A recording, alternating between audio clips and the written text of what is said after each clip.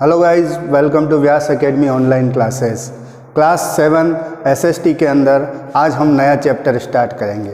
जैसा कि आप देख सकते हैं, हमारे चैप्टर का नाम है the Mughal empire. Mughal empire नाम आपने बहुत सुना होगा, तो भी आपको थोड़ा बहुत बता देता हूँ कि आपने हमारे भारत के अंदर कई प्राचीन इमारतें देखी होगी और जिसकी वजह से आज हमारा देश प्रसिद्ध है।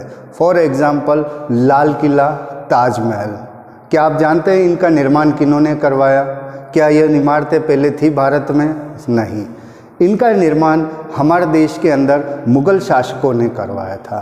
मुग़ल शासक कौन थे, कहाँ से आए थे और क्यों वो भारत के शासक बने, इन सब के बारे में हम इस चैप्टर के अंदर पढ़ेंगे। तो सबसे पहले हम ये देख लेते हैं कि मुग़ल कौन थे, हु वर मुग़ल।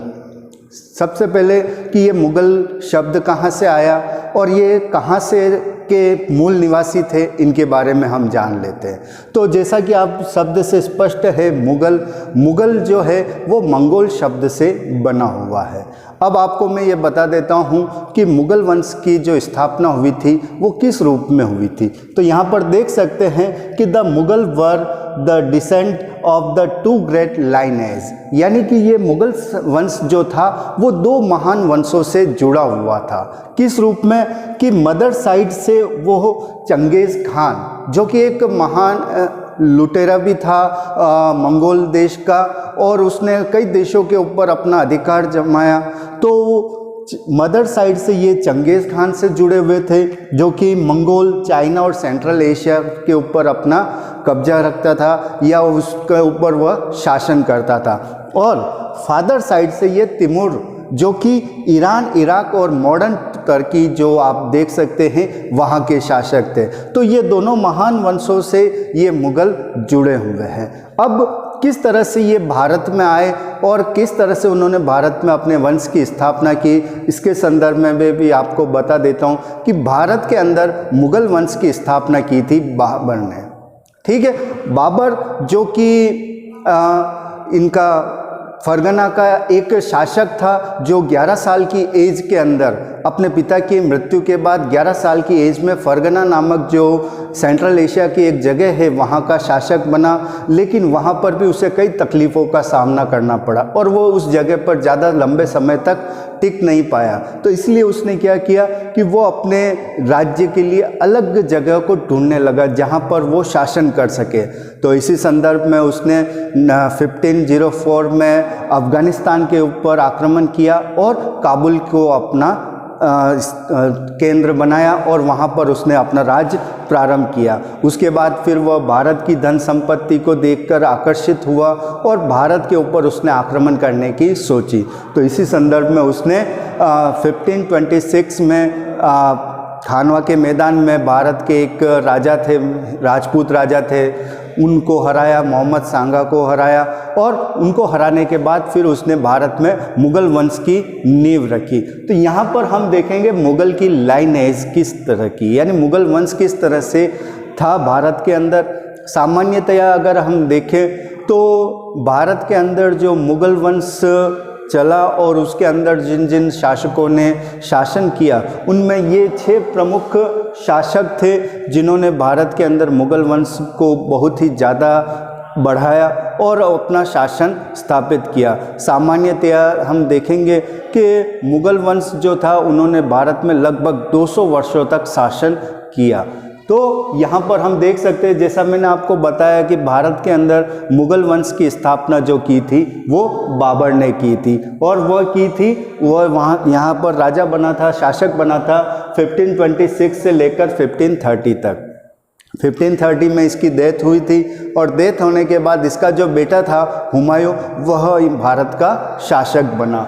और हुमायूं के बारे में आप देख सकते हैं, बाबर का बेटा था जो कि 1530 से लेकर 1540 तक भारत का शासक बना। उसके बाद दोबारा वह 1555 से 1556 तक वह भारत का शासक बना। अब यहाँ पर आप सोचेंगे ये बीच में गैप आया है, तो बीच में गैप क्यों आया है? तो इसके पीछे रीज़न ये है कि जब बाबर की मृत्यु हुई थी तो उसके बाद उसके जो दूसरे पुत्र थे वो भी शासक बनना चाहते थे। तो हुमायूं ने क्या किया कि अपने साम्राज्य को उसने अपने भाइयों के अंदर बांट दिया, तो एक तरह से उसकी जो शक्ति थी वो कमज़ोर पड़ गई, जिसकी वजह से हुमायूं भी कमज़ोर पड़ा और इसका फ़ायदा सिकंदर लोदी ने उठाया और उसने बाबर को, हुमायूं को हराकर भारत के ऊपर फिर से अपना शासक स्थापित कर दिया।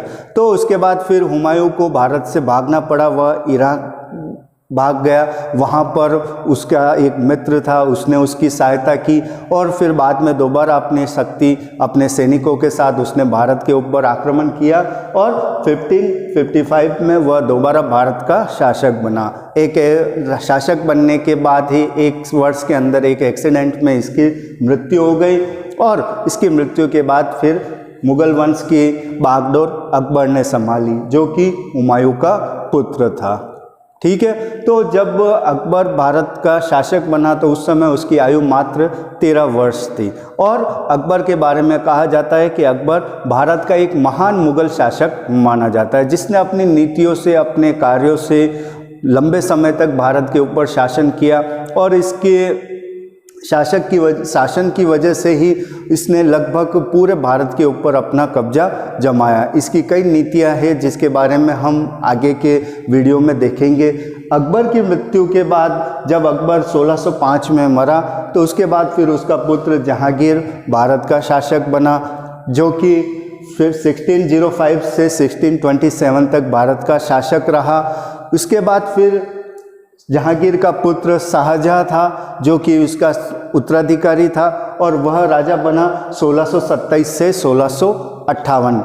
1658 के में जब शाहजहां की मृत्यु हुई तब इसके 4 पुत्र थे, उन चारों के बीच में भी भारत के शासन के संबंध में आपस में मतभेद हुए, युद्ध हुए, जिसमें अंततः उसका जो पुत्र था औरंगजेब, उसने अपने अन्य भाइयों को धोखे से मारकर या उन्हें पकड़कर वह भारत का शासक बना। औरंगजेब के बारे में कहा जाता है ये अंतिम मुगल था जो कि ताकतवर था, क्योंकि इसके मृत्यु के बाद, औरंगजेब की मृत्यु के बाद धीरे धीरे मुगल वंश जो था वह कमज़ोर पड़ने लग गया और भारत के अंदर जो अकबर के समय तक सारे राजा जो एक साथ उसके मुगल वंश को मानते थे वो भी धीरे धीरे उन्होंने अपने आप को मुगल वंश से अलग कर दिया। तो एक तरह से हम देख सकते हैं कि औरंगजेब जो था वो अंतिम ताकतवर मुगल बादशाह था और अंतिम मुगल बादशाह जो था वह बहादुर शाह जफर था, जिसे 1857 की जो क्रांति हुई थी अंग्रेज़ों के विरुद्ध, उस क्रांति के पश्चात फिर अंग्रेज़ों ने उसे रंगून जेल भेज दिया और वहीं पर उसकी मृत्यु हुई। तो बहादुर शाह जफर की मृत्यु के साथ ही मुगल वंश का अंत हुआ और अब हम नेक्स्ट वीडियो में हम देखेंगे कि किस तरह से इन मुगल शासकों की नीतियाँ थी। उन सारी नीतियों के बारे में हम नेक्स्ट वीडियो में देखेंगे। तब तक के लिए धन्यवाद। Thank you very much.